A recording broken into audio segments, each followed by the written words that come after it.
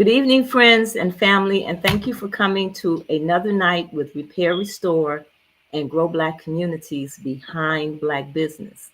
And tonight we have another very special guest from our community here in Chicago, Vincent Conwell. And Vincent has been making diabetic shoes for the last 15 years. Is that correct? Well, no, I don't make them. I help people get them. I represent a company that supplies the shoes. I am not a manufacturer. Okay, okay. So you are able to consult with individuals as far Right. as how to purchase these shoes and what's the best fit and so on and so forth like that, right? Mhm. Yes, I get the ball rolling, and they end up with the shoes on their feet. When they meet with me, I start the process from A to Z. Okay, all right. Well, we're going to talk with you tonight um, about that process, about what you do, about this whole issue of people actually needing these types of shoes. So I want to thank you for taking time out of your schedule tonight to be with us.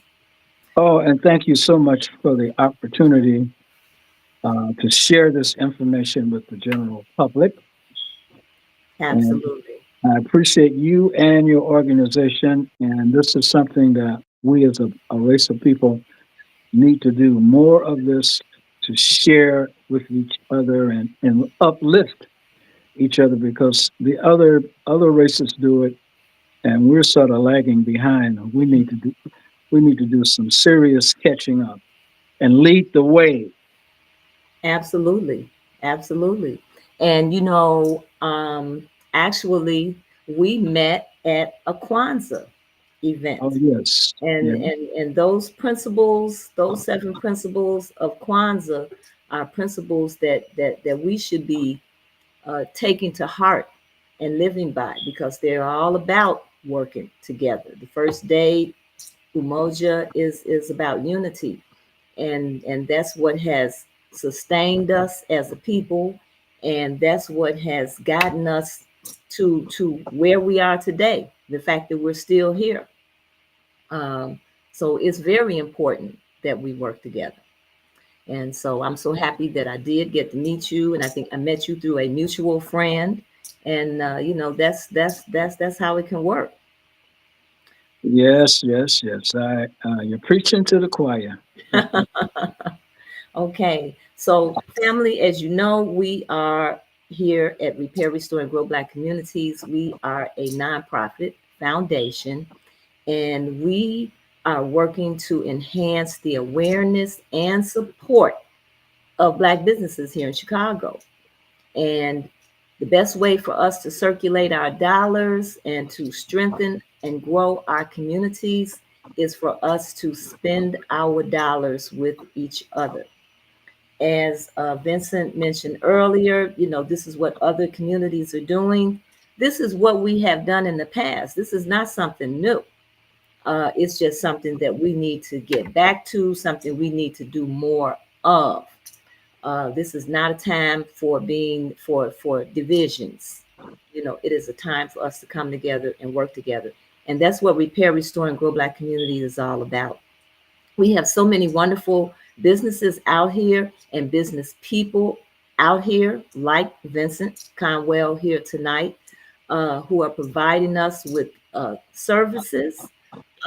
Some of these people have been out here for a long time. I think one of the longest businesses is Out of the Past Records that we've had on our podcast, and they've probably been in business now for about 60 years. And I believe Lim's Barbecue over there on 75th Street has been Mhm, around for longer than that. mhm, So we mhm. have some people that have been in here working in our community for a long time, and we have a lot of newcomers, and we have to support them. Vincent, I was looking at the Chicago skyline here on from the Dan Ryan Expressway, as you approach the Circle Exchange. And I was born here in Chicago, and I was just looking at all of the new buildings that have been built when you look to the east and when you look to the north. And I know from visiting and going into those neighborhoods where all those businesses are, where all those buildings are, that those areas are just concentrated with small businesses. And when I look to the south, coming back on the other side of the expressway, I don't see very much.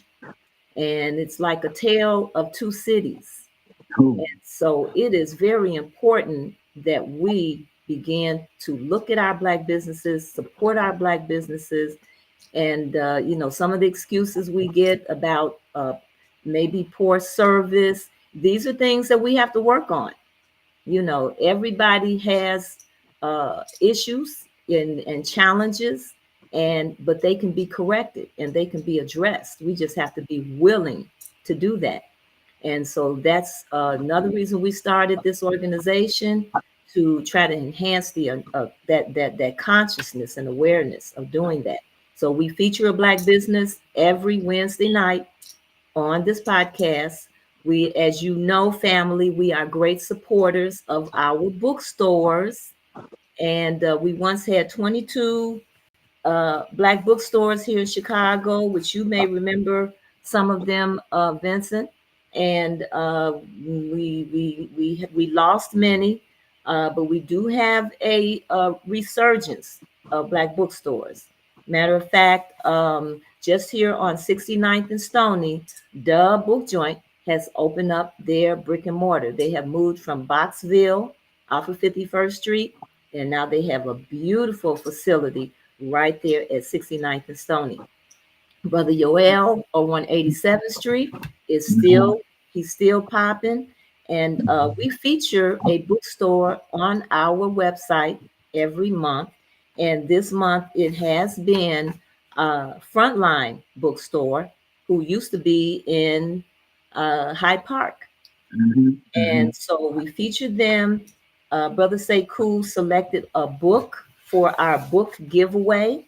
And the book that he selected was Groundings with My Brothers. And this is a book by Walter Rodney. He's a Guyanese, but he was an anti colonial activist. And he led a lot of movements in North America, South America, the Caribbean, and the African continent. And so we do have a winner for this month, and that is Robin Muhammad. mhm, So, Robin, congratulations. You will receive a copy of this book free of charge. We will also pay for the shipping. We just ask that you visit the website and consider purchasing more of your books from our Black bookstores. So you'll be receiving a call from me soon, Robin. And again, congratulations. And then in terms of our bookstores, we want to get contracts for our bookstores from like our Chicago public schools. So we have about 700 signatures on our change.org site. So you can go to Save Black Bookstores Chicago at change.org, sign the petition, and we're going to be moving more aggressively this year to see if we can get contracts from our local municipalities for our Black bookstores. And lastly, we support the Southside Community Federal Credit Union, located at 55th and Wentworth in the shopping center. They have been there for over 20 years. And Brother Greg Brown has been very steady in maintaining this institution. They have lots of new products. You can look at the Southside Community Credit Union in lieu of some of these high payday loans that you're getting mhm, out here with 300% interest rates. Uh, mhm, they have financial literacy classes there, to help you with your finances. And in order for a bank to thrive, they need you to open up an account. So please consider opening up your personal account or a business account at the Southside Community Federal Credit Union.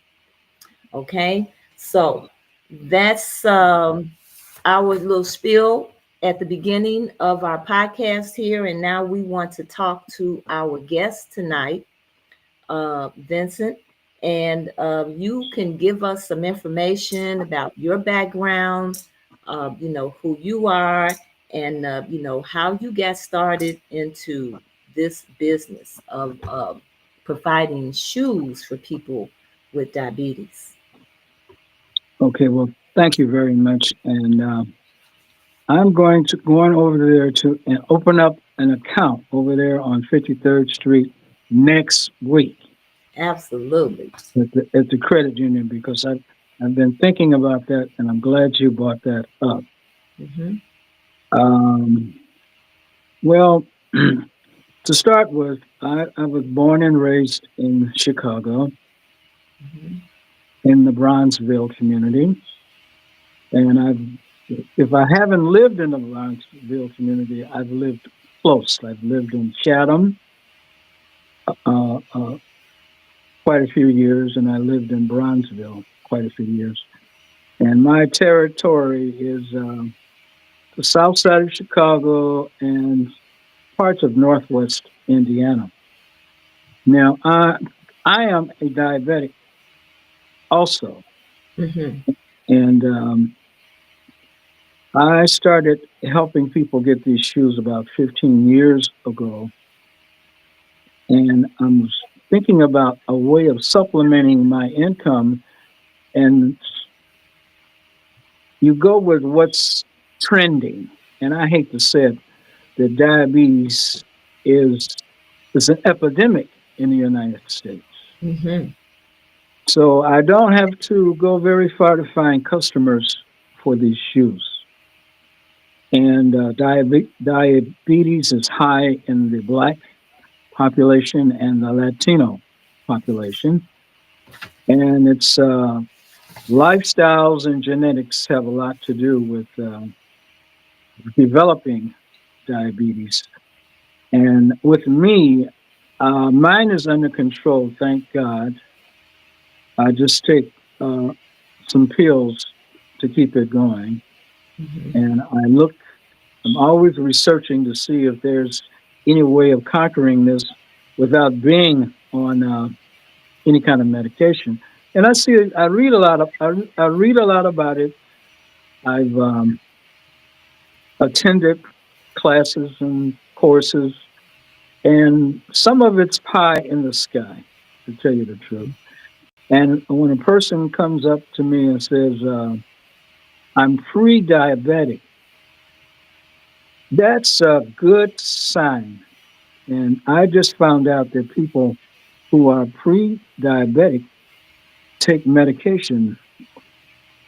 And that sort of surprised me. I thought the only people that took medication were people who were actually diabetic. And then this makes common sense that if you're taking medication to stop it from happening, then that's good treatment. Now, a pre-diabetic can not cross over to being diabetic by proper exercise, maintaining a reasonable weight, and a reasonable diet. If you like sweet potato pie, you don't sit down and eat a whole sweet potato pie. You might just eat a slice maybe once a week. Hmm. And so you don't want to cross over because I have clients say to me, uh, well, my doctor says that I'm pre-diabetic. Can I get the shoes? And the shoe program is for people who are diagnosed as being a diabetic, not pre-diabetic. And then they say, "Oh, wow, wow, I wish I could get those shoes." I said, "No, you don't want to become a diabetic to get those shoes. Stay where you're at." Well, Now this, let me ask you this, Vincent. okay. What is diabetes? I mean, people. I guess I think people have some misnomers about it. We think it's we know it has something to do with your glucose levels or your sugar levels in the body. Uh, with you having diabetes, how would you define diabetes? Well, it's your pancreas is not putting out enough insulin to offset the sugar that you consume through your food. And if you're not putting out enough insulin, then it raises your blood sugar level, and it's if it's uncontrolled, then you're diabetic. Now, some people control their blood sugar with just diet and exercise. Mm-hmm. Okay, but they're still considered diabetic because that pancreas is not working like it was designed to work or to produce the insulin that cancels out excess blood sugar in your body or in your blood, to put it that way. But let me just give you a little history. In 1995, the federal government came up with the diabetic shoe program for people who are diabetic because they found out that these shoes slow down the advent of amputation. So it helps keep the toes on the feet and the feet on the legs. Now, when a person starts losing extremities, they start losing toes, they start losing feet. Usually, that's like accelerating your death. Okay. Now, in order a amputation runs about $40,000. So if a person is a senior and they have Medicare, and they go in, they got to get a foot or something like that cut off, then their insurance, if it's Medicare or whatever insurance, costs it's about a $40,000 procedure. Well, the government said, well, the diabetic shoes would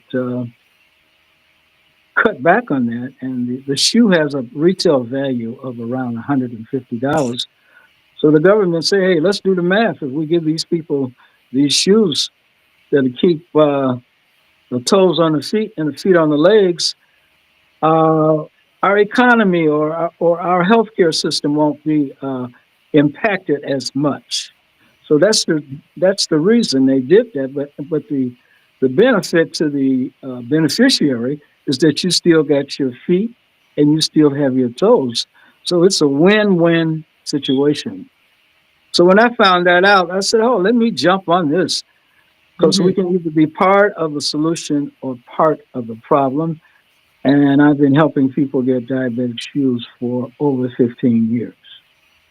Well, I did hear you say, that it was widespread, and I did look up some statistics, and we've got over 38 million people, which is about 11.6% of the population here in the United States that have been diagnosed with diabetes.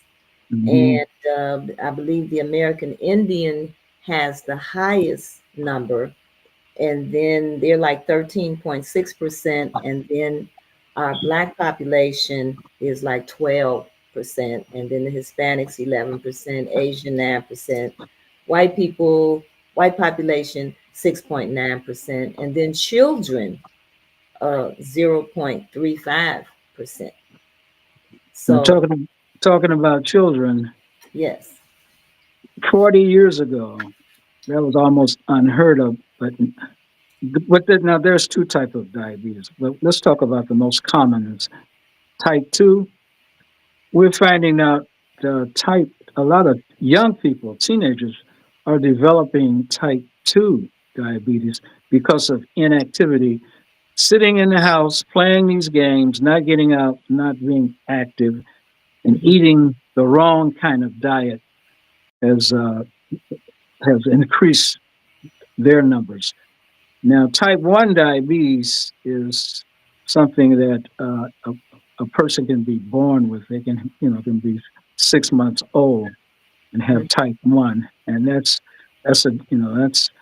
more serious, but it's not as common as type Mm-hmm. 2. Type 2 diabetes usually develops later in life. And type 1 is only can be handled by insulin. Okay. Well, Okay. type 2, you can take a pill and to monitor or manage type 2 diabetes. And so what are some of the symptoms that people can look for? You know, Well, I'll tell you when it happened to me. Um, I think I was coming up. I was about 64, and I felt very weak, and I was very thirsty, and those were two of the symptoms that I mm-hmm, didn't know I had it, but I was really thirsty, and I had this extraordinary sweet tooth. I wanted to eat a lot of candy, and then I was weak, and I didn't know that my blood sugar was out of control until I mm-hmm, went to the hospital, and I was I had to be taken to the hospital because I was beginning to get some boils on my legs. And when I got there, they tested my blood sugar, and I was in there about 3 or 4 days before they got it under control. mm-hmm. And since then, I've been fortunate that it's been under control for the last 15 years. I haven't had any problems with Okay, it because I take my medication, I eat, I try to stay active, and I eat sensibly. right. Well, I know when you talk about the adolescents and their diet, um, flaming hots is big, with the students in the high schools and even in the grammar schools. I don't Hmm. know what it is about the flaming hots, but those kind of snacks and candies. But I also continue to look in some of the schools, and the children get a very high sugary breakfast and lunch still Hmm. in the Hmm. schools. Hmm. And so I don't think that's helping at all. And things like a lot like French fries, bread, pasta, things like that uh, turn into sugar too. Just like white bread is one of the worst things that a diabetic can eat. Hmm. Is that and rice and Okay. potatoes, and starchy foods also are a big contributor because they turn into sugar. And, Okay. and so does alcohol, even though I'm not talking about the kids, I'm talking about the adults. Okay. Drinking alcohol raises blood sugar as well. Now, I have seen some instances where certain medications that people take have raised their blood sugar levels. Yes, I remember you were telling me that a relative of yours had gout, Mm-hmm. and I had a bout with the gout, and they gave me a steroid that dealt with the gout. Boy, but that really raised my blood sugar. Wow. Mm-hmm. Mm. But and you're correct about that. Certain medications can do it. And if a person gets sick, like if you come down with a cold or a flu, those things also can raise your blood sugar too. Mm-hmm.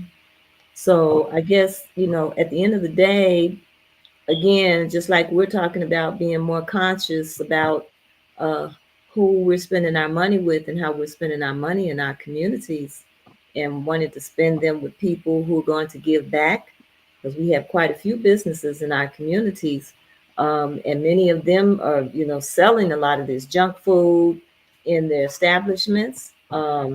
And our people in the community, this is what they're eating, and the profits of it aren't even coming back to the community. So we need to become more conscious of what we're eating and what we're putting in our body, whatever it is, if it's food, if it's medications.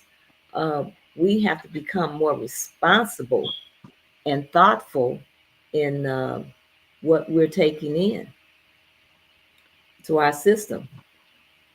Well, it is ironic that a lot of we were talking about the businesses in our community. We don't have any grocery stores per se, Mm-mm. but you can go into a grocery store that's owned by another culture, and they will sell us a lot of food items that they won't even touch. That's right. That's right. They'll sell us alcohol they don't drink. They'll sell us some chitlins which they don't eat. They have no guilt about taking our money. And to look at this big picture of, and I just want to, uh, you had mentioned that. I heard something on the radio today. I was listening to WVON, and they were talking about how we used to have our own little corner stores in the community. Yes. We used to have gas stations in the Yes. community. We That's right. used to have black car dealers in the community, That's right. people that did snow removal and lawn service, our people. And, I question myself, what happened? Whose fault is that? Now, and I hear theories. They say, hey, when they got away from segregation and let us integrate, then Mm-hmm. that's when that was a step backwards for us. At, Okay. at, at a point, we had no choice but to do business with each other. But now, since we have choices, we choose to do business with someone else other than ourselves. That's ridiculous. Yes, it is. Yes, it is. And like And you said, these people, it's all about the dollar. That's the whole purpose of people coming from other countries and coming to this country is to make money. And mhm, there's no thought or care about the people in the community. And that was something when we did have more black businesses in our community, and we did have people who cared about you, mhm, mhm, who knew you, who might look out for you. We talked earlier when we've often said when you have a black business owner in the community, they're more likely to support causes. They're more likely to help circulate that dollar. They're more likely mhm, to hire. Statistics show that black businesses are hire 85% of their hirings are their own people, mhm. and they're more likely to give someone an entrepreneurial opportunity in their establishment, and none of that happens with many other ethnic groups, unfortunately, that are in our community and selling us products. Well, I met a young man the other day, and he had a sort of a different kind of flair about him. He's from New York. He's been here for about 3 months. And I said, "What are you? Why are you here?" He said, "Well, I'm studying to be an emergency room doctor." An actual black man. I think he was about 30 years old. That I found so refreshing. Mm-hmm. And then one day I was talking to my primary care doctor, and so between patients we had a little time to talk, and I asked her, why don't we see more black doctors? Mm-hmm. And when I was coming up, I used to take my kids to black pediatricians, and my primary care doctor was black. But now that's very difficult to find a Yes. black, special and particularly a black male doctor. Mm-hmm. Now, whose fault is that? Well, I won't throw no stones. But the doctor this was a female doctor. She was telling me that the profession It's not as alluring as it used to be to Black people to be a doctor because a lot of hard work comes into it, a lot of education comes into it, and a lot of risk coming comes into play. Right. And some of these educated people uh, find easier ways to make money than to be a doctor, and that's a shame. Okay. That's when I think a lot of people are looking for easier ways of making money. They're Hmm. looking for easier ways of not having to do so much work. Everybody wants the fast buck, Hmm. Um, and again, it comes from the culture, you know, how people are looking at money and what money actually means. When I talk to a lot of businesses on this podcast that have been around for a while, they have learned that you're not working for money.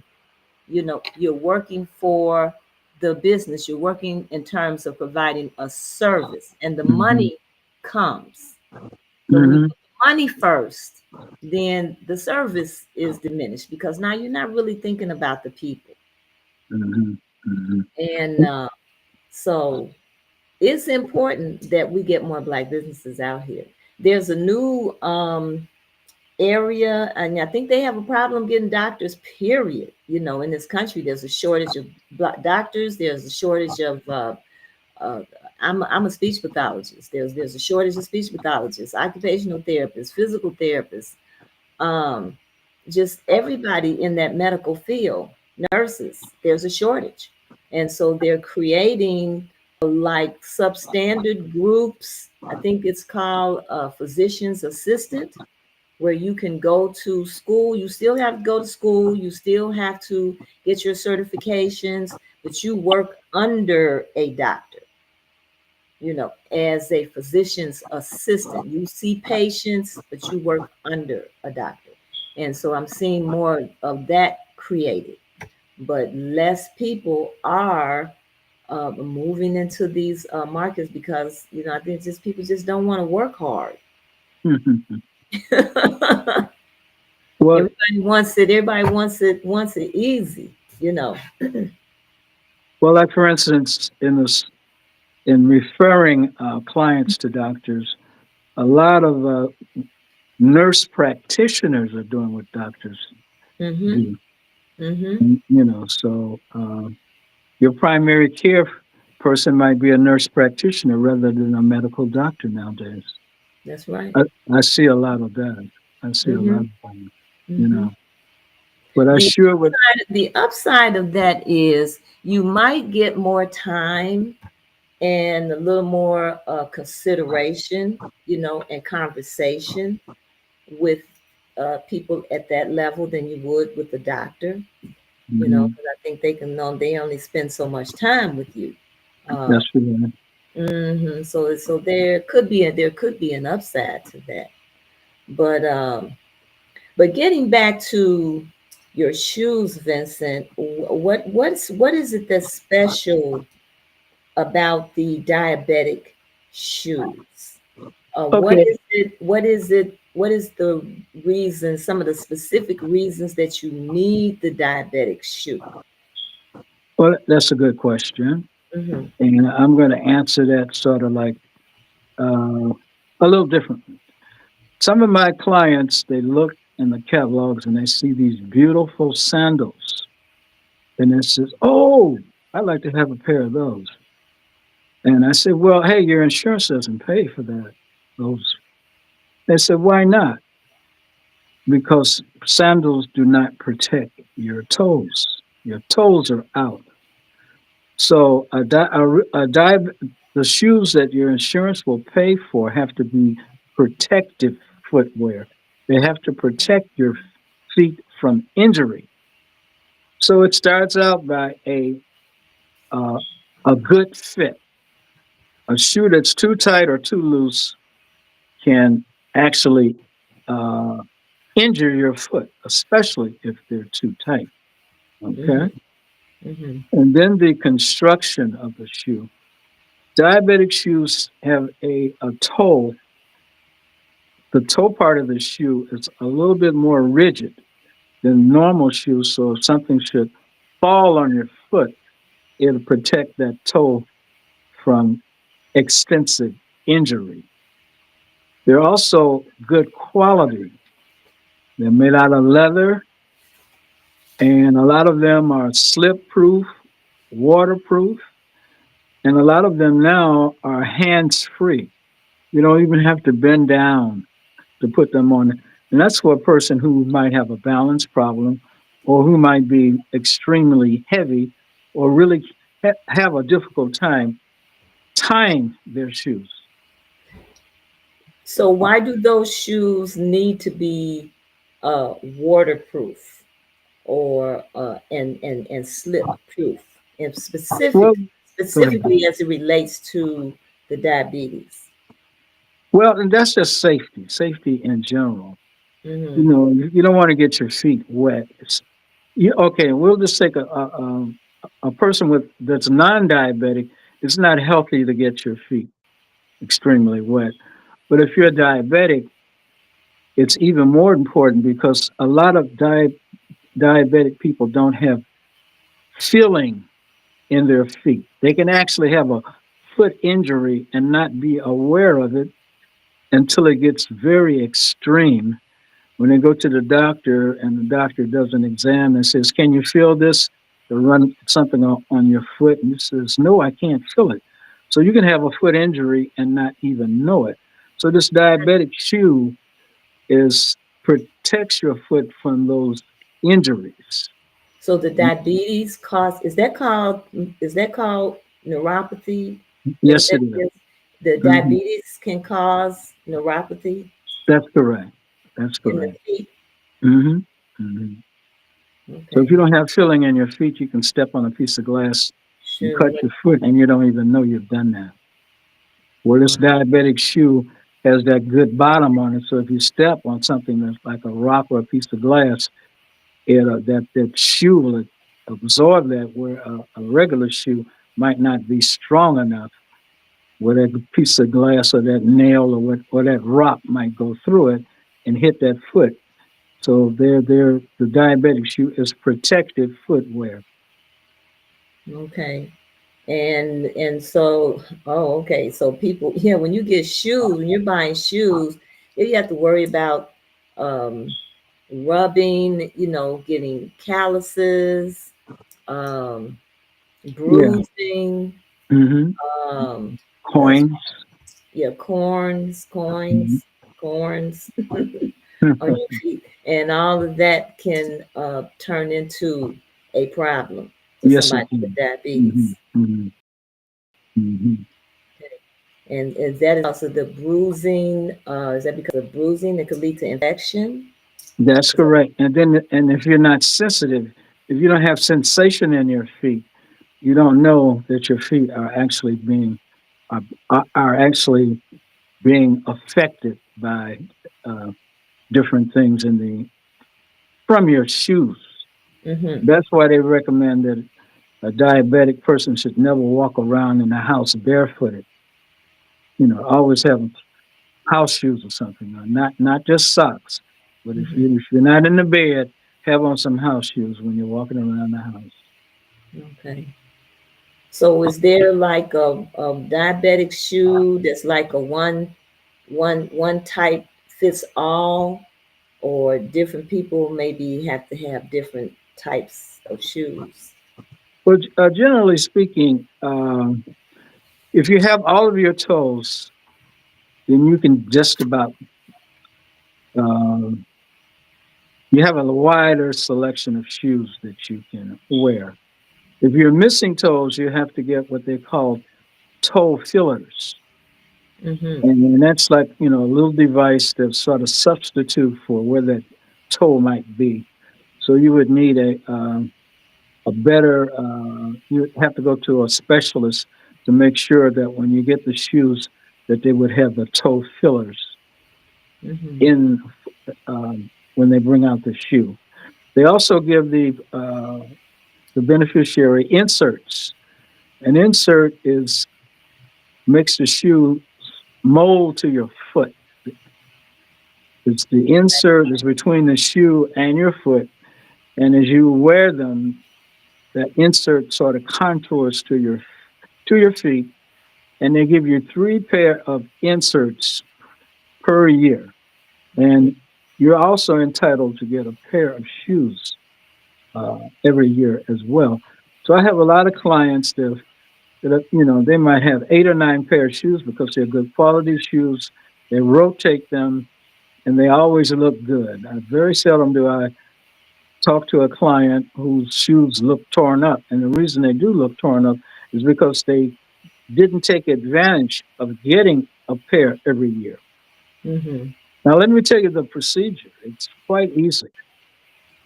If a person can contact me, I can give them a personal visit to Mm-hmm. take their order, or they can go on the internet and pick out a shoe, or I can mail them a catalog or brochure and they pick out a shoe and they supply me their doctor's information and their insurance information, and the shoe is delivered to their door. Now, I have a lot of people, older people in particular, who like that. They don't want to go out Mm-hmm. to get these shoes. So they love the fact that the shoes are delivered. And another nice part, if the shoe doesn't fit properly or if they don't like the shoe, the delivery person will take that shoe back and then a week later bring them out another pair. Medicare wants to make sure that the people use these shoes and they are pleased with the shoes Okay. because they are so important. So you able to get different styles of Okay, shoes? They it's pretty about much fit. it's about 106 styles in total. Oh. Ladies used to say, "Oh, those shoes are so ugly." Shoes are so ugly when I first started out, but now they got about 106 styles to choose from. And I'm pretty sure even a lady with the most discriminating taste might find a couple of pairs that meet their approval. Mm, okay. So I know they have I've heard they say shoes like Skechers and Yeah, that's sketches. We have what we call that looks like what we call the ones that you don't have to tie them up. You just slip them on. That looks like a Skechers shoe. okay. Yeah, Okay. yeah, and a lot of the ladies when they see the shoes, that's what they think they are. They look Mm-hmm. just like Skechers. Okay. So you can get gym shoes, you can get dress shoes. Yeah, it's four classes: dress shoe, gym shoe, um, dress shoe, gym shoe, um, uh, casual shoe. So Mm-hmm. those are the three categories. Okay. And that's for men and women. That's correct. Do you make shoes? Do you have to make shoes? Do you have to order shoes for children too? Ever? Well, actually, it boils down to size. So now I haven't, I don't have children like 3, 4 years old by no Mm-hmm. means, but I might have maybe, and and and let me just say this now. Um, I've never really done a pair of shoes for a child. Usually, and I don't service 100%, but I service a large percentage of the diabetics, and usually that's comes at, when people get into their 50s and 60s, where they do have Medicare. Medicare is the number one insurance for diabetic shoes, and people who are on Medicare are usually 65 or older, unless they have some other physical or medical condition where they qualify to get it earlier than 65. So basically, it's the senior market that I deal with, Okay. Okay. and see the insurance pays for the shoe. The insurance pays for it. Hmm. And you said that out of pocket cost is like around $150. Yeah, about 150, generally speaking. Mm-hmm. Okay. And along with the shoes, what about socks? Okay, um, when the delivery man comes out with the shoes, they usually bring 3 or 4 pair of diabetic socks, and diabetic socks are soft. They don't have any seams around the toes, the toe area, and they do not constrict around the calves Mm-hmm. to cut off any circulation. You don't want any kind of socks that can constrict circulation Mm-hmm. or have seams in them that would actually cause rubbing.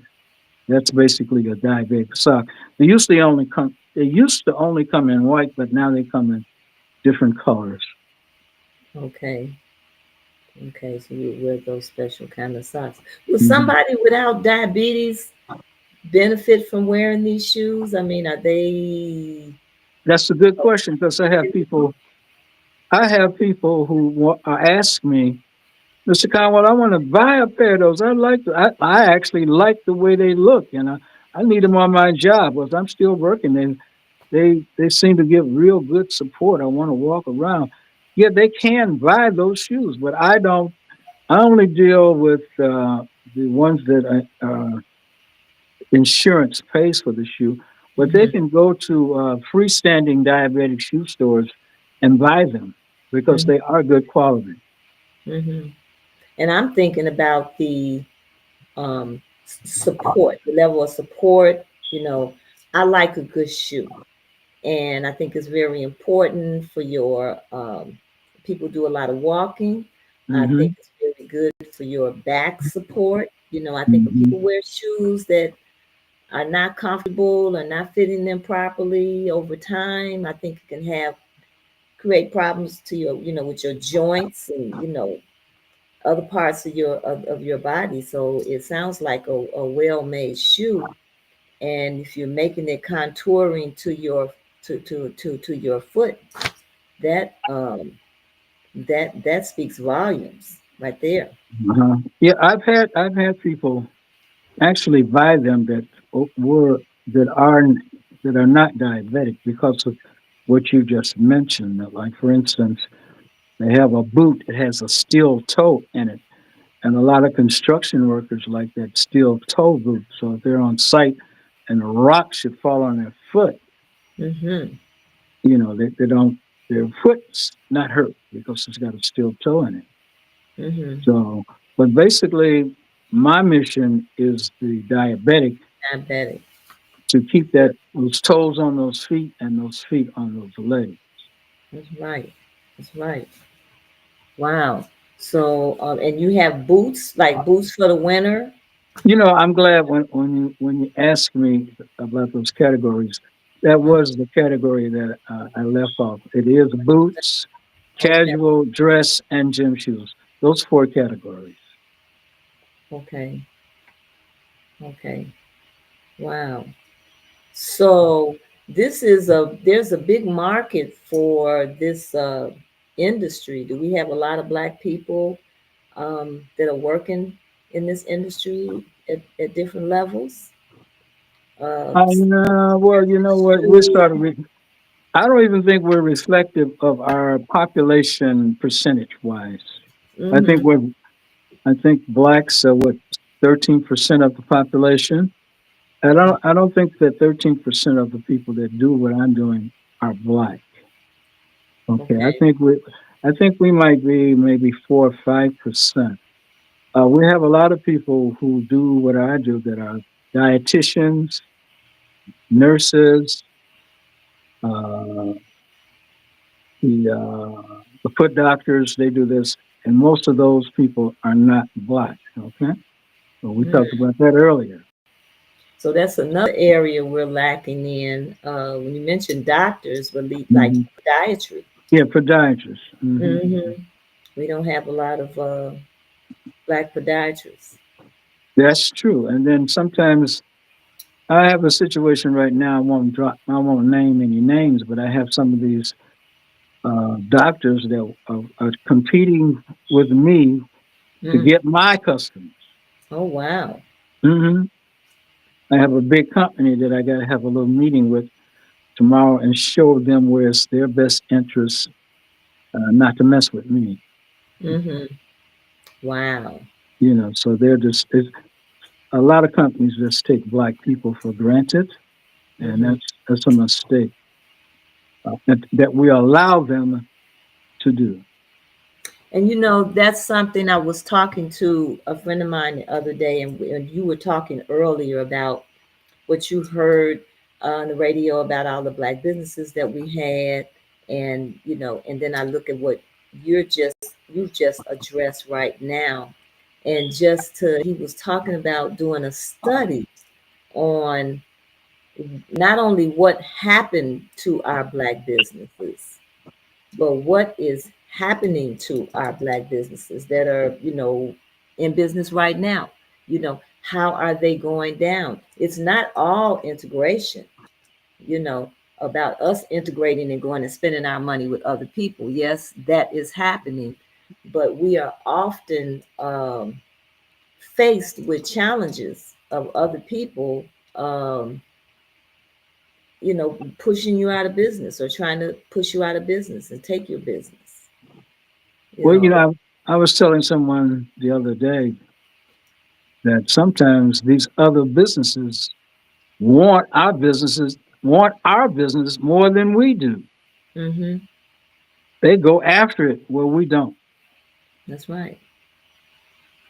And I remember once I was having um, a discussion with a black man who worked at a grocery store, big chain. I won't name no names. And he was saying, "Oh, I've been here.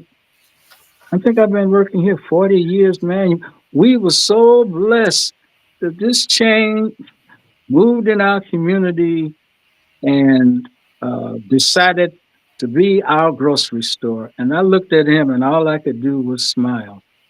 Mm. He was happy that the grocery store moved into the community and Mm-hmm. supplied him with a job. But to the reverse, the grocery store should have been happy to have us as customers. Right. That's So right. when he was so happy that he worked for this chain. He was so proud of that. Mm. And I'm saying, wow, he's looking at the short end of the stick, really. Well, I think, don't you think it's a lack of understanding too about business? Of, Um, of course, you know, of course. definitely a lack of understanding about how just like the political system, you know, we don't participate in that like we should, you know, and a lot of that is there's a lot of limited understanding about how we can use our political system, you know, to benefit our community. I think it's a lot of lack of information, people misinformed and uninformed and uneducated about how the systems in our how these systems in our country work. Yeah, we need to learn how to use the system to benefit us. Mm-hmm. I got a sign on my file cabinet. When I wake up in the morning, it says to sell or be sold. Absolutely. So every day when we wake up, we got that choice. So somebody's gonna sell us something, or we're gonna sell somebody something. And Mm-hmm. we are always on the consumer side of the equation. And when you're on the consumer side of the equation, you end up being broke. And see, people come in and they see the dollar opportunity. You know, they see people are selling you their needs, and that's another conversation that I've been having with people was about the types of businesses that we tend to open up. You know, we have plenty of barbershops, beauty salons, um, restaurants, you know, Hmm. daycare centers, those types of businesses that we tend to open up, you know, Hmm. anything that do Hmm. with food. And but then there are many services that we need, like Hmm. the service that you're providing. It's a Hmm. very important service. We need podiatrists, we need doctors, we need grocery stores. Uh, Hmm. we need people, and when you go to the different events, everybody's selling t-shirts and everybody's got some type of body oil or body Hmm. scent. made out of Mhm. shea butter and what have you. But we need toilet paper. We need paper towels. We need underwear. We need socks. We Soap. need sheets, the Mhm. soaps. We need Mhm. so many different things, but too many people tend to run towards the same thing. Mhm. So I did see this year at Kwanzaa, the young people put on at the Conrad World Center on 103rd and Cottage. I did see a little more of a variety of businesses there. Um, and yeah, I was happy to see more, and that's what that's what I want to see. And because I can only Mhm. buy so much shea butter and so much so much body oil and so many Mhm. t-shirts, Mhm. when Mhm. I need, I'm going to have to go spend my money to get many of these other things that I need, these other items. And I want to know, can I use this platform to give out a phone number, or should I do Yes, that you later? can. Absolutely. Absolutely. Well, since we're coming down, getting close to the end, my Yes, we are. contact number is area code 708-415-4190. I'll say that again,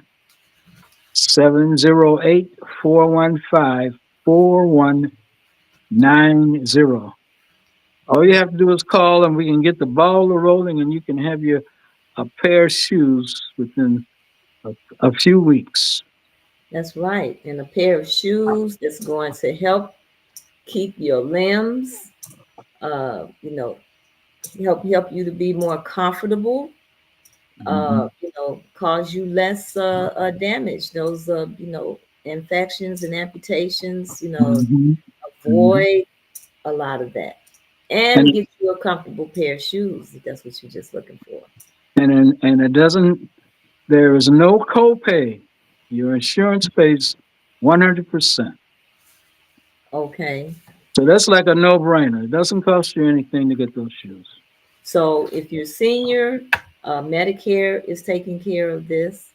But if you are not, then your regular insurance should be able to cover these. That's correct. That's Right. correct. Because Hmm. there was, Hmm. that's under the Disabilities Act, one of the Disabilities Acts that having diabetes is a disability. Yes, it is. Yes, it is. Right. Hmm. Okay. Well, I'm going to let you have some last words here, Vincent. I'm appreciative, again, as I say, of what you're doing. I'm appreciative of you coming on the show and talking to people about what you're doing. And I'm going to give you some closing remarks here.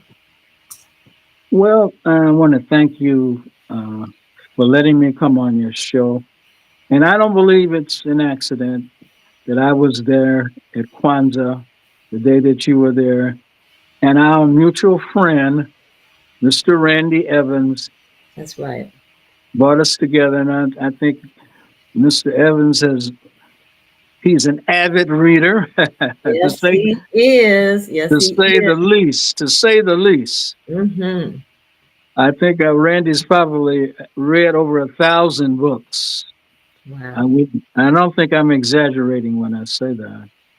And I'm also thank God that I'm here to try to help our people with their health issues and help our community to keep that dollar circulating in the Black community, and that'll help us all. And, Absolutely. and those are my closing remarks. And thank you again for letting me on your show. I really appreciate it. And God bless you. Thank you. And again, you can be reached. Vincent Conwell can be reached. You want to give your number one more time?